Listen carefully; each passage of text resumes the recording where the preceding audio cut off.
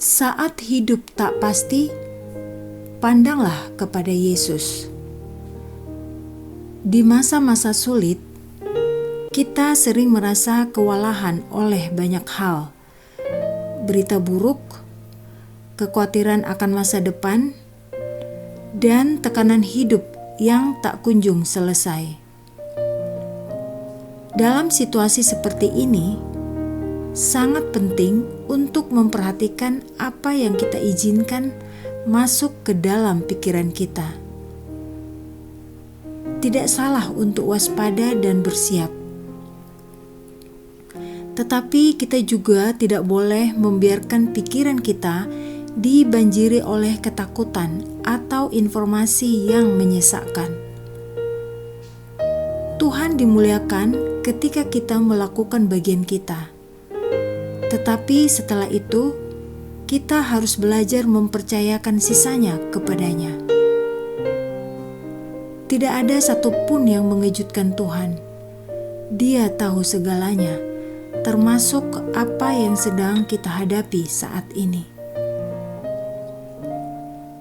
Ketika kita merasa tidak lagi punya kendali atas keadaan, pikiran kita seringkali menjadi liar, dipenuhi ketakutan dan skenario bagaimana jika.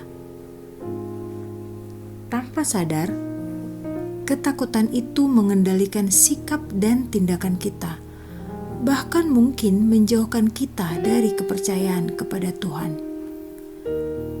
Namun ada kabar baik. Kita tidak dibiarkan berjalan sendiri dalam pergumulan pikiran.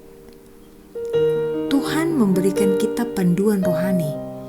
Salah satunya ada di Filipi 4 ayat 8. Firman-Nya mengajar kita untuk memikirkan apa yang benar, mulia, adil, murni, indah, patut dikagumi, penuh keunggulan, dan layak dipuji. Inilah standar surgawi untuk menguji setiap pikiran yang melintas di benak kita.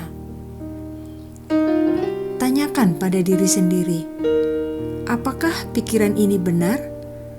Apakah ini mulia, mencerminkan siapa aku sebagai anak Allah? Apakah adil, sesuai dengan hati Tuhan? Apakah murni, tidak dicemari oleh kebencian atau kecemasan? Apakah ini sesuatu yang indah, yang meneguhkan jiwa?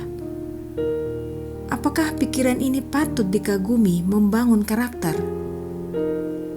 Apakah ini unggul, mencerminkan nilai-nilai tertinggi?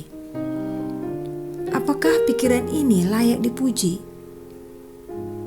Jika pikiran kita tidak memenuhi panduan ini, mungkin itu bukan sesuatu yang perlu terus kita pelihara.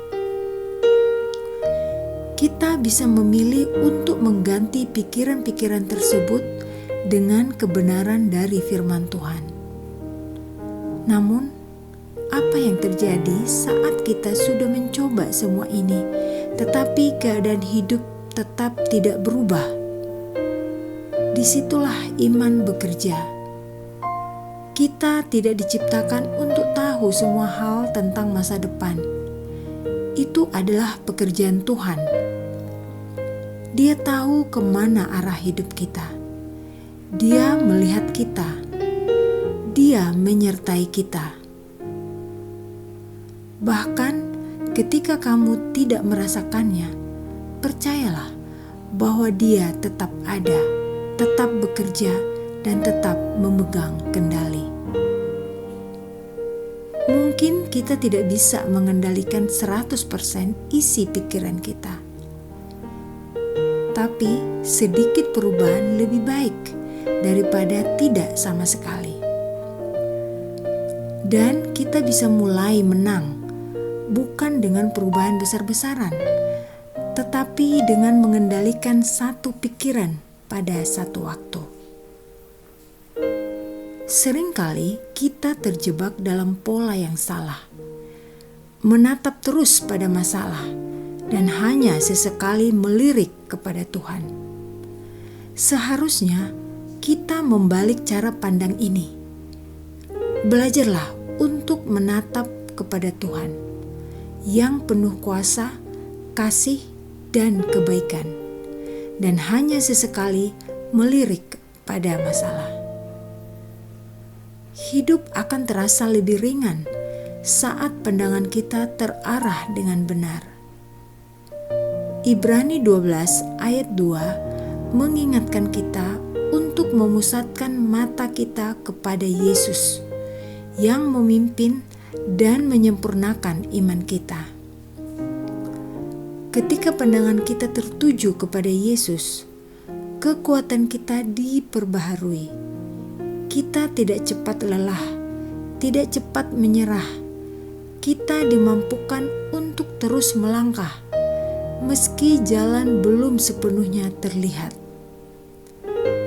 Mari kita coba tanyakan pada diri sendiri. Apakah aku lebih fokus pada Tuhan atau justru pada kekhawatiran sehari-hari?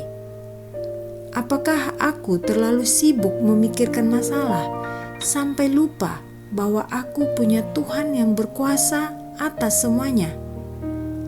Apakah aku memberi ruang bagi rasa takut dengan membiarkan bayangan-bayangan bagaimana jika menguasai pikiranku? Kita memang manusia, dan manusia mudah lelah.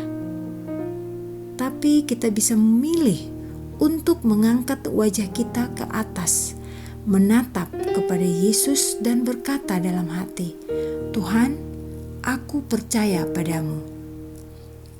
Ucapkan doa sederhana ini setiap kali kita merasa takut, cemas, atau tidak tahu harus bagaimana. Satu hal penting lagi, sebelum kita melawan rasa takut, kita harus belajar untuk terlebih dahulu tunduk kepada Tuhan. Yakobus 4 ayat 7 berkata, "Karena itu tunduklah kepada Allah dan lawanlah iblis, maka ia akan lari daripadamu." Penyerahan diri adalah garis pertahanan pertama kita. Ketakutan adalah ladang bermain musuh.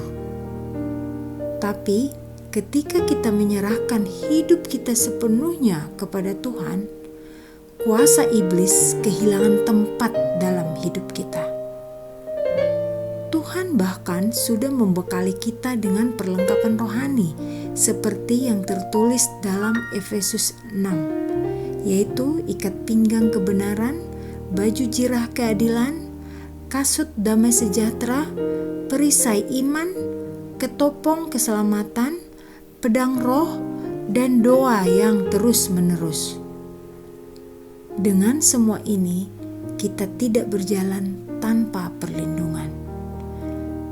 Namun ingat, banyak dari kita ingin langsung melawan iblis, padahal belum sungguh-sungguh tunduk kepada Tuhan. Melawan akan terasa berat jika kita belum menyerahkan kehendak dan rencana kita kepadanya. Tapi saat kita sungguh-sungguh menyerahkan hidup, itu sendiri sudah merupakan bentuk perlawanan terhadap si jahat. Dan saat itulah kuasanya dipatahkan. Akhirnya, kita perlu menyadari bahwa firman Tuhan bukan hanya untuk dibaca, tapi untuk dihidupi dan dideklarasikan. Saat ketakutan datang, jangan diam. Ucapkan firman Tuhan dengan iman. Jadikan itu doa setiap hari. Roma 12 ayat 2. Tuhan, tolong aku agar tidak meniru dunia ini, tetapi biarlah roh-Mu memperbarui pikiranku. Aku mau mengenal kehendak-Mu yang baik dan sempurna.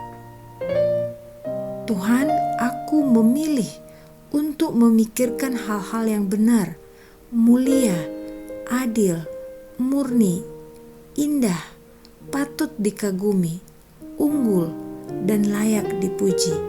Filipi 4 ayat 8. Tuhan, dengan kuasa-Mu, aku menawan pikiranku dan menyerahkannya kepada Kristus. 2 Korintus 10 ayat 5. Tuhan, ajari aku untuk memusatkan pikiranku pada perkara di atas, bukan pada hal-hal duniawi. Kolose 3 ayat 2. Tuhan, Engkau tidak memberikan roh ketakutan, tetapi roh kuasa, kasih, dan pengendalian diri.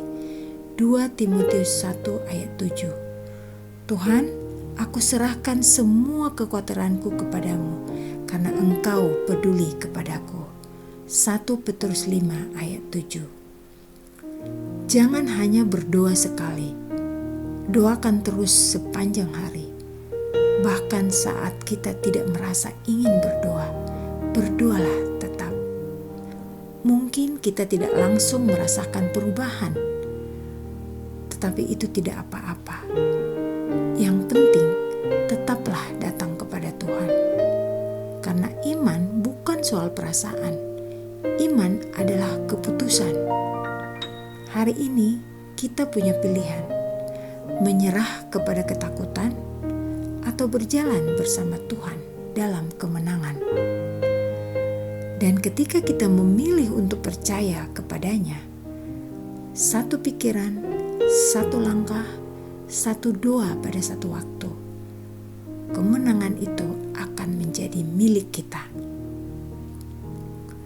Mari kita berdoa. Tuhan Yesus, di tengah ketidakpastian hidup, Engkaulah satu-satunya yang pasti. Saat dunia penuh kekhawatiran, kami memilih untuk mengarahkan pandangan kami kepadamu, sumber pengharapan, damai, dan kekuatan sejati. Kami mengakui bahwa begitu mudah bagi kami untuk terfokus pada masalah, membiarkan rasa takut menguasai pikiran kami. Tapi hari ini, kami mengambil keputusan untuk tunduk kepadamu terlebih dahulu, karena di dalam penyerahan ada kemenangan. Tolong kami ya Roh Kudus, untuk menaklukkan setiap pikiran yang bukan berasal darimu. Ajari kami untuk menggantinya dengan kebenaran firman-Mu. Perbaharuilah pikiran kami dan teguhkan hati kami dengan iman. Kami tahu bahwa tidak semua situasi akan langsung berubah, tetapi kami percaya Engkau sedang bekerja. Bahkan ketika kami tidak merasakannya, Engkau tetap hadir, tetap memegang kendali, dan tetap setia. Tuhan, kami memilih untuk percaya. Kami memilih untuk berjalan bersama-Mu. Satu pikiran yang benar, satu langkah dalam iman, dan satu doa yang tulus setiap hari. Engkau tidak memberikan kami roh ketakutan, melainkan roh kuasa, kasih, dan pengendalian diri. Maka hari ini kami berdiri di dalam kemenangan yang Engkau sediakan. Dan kami berkata dengan iman, kami percaya kepadamu, Yesus. Dalam nama-Mu yang kudus dan berkuasa, kami berdoa.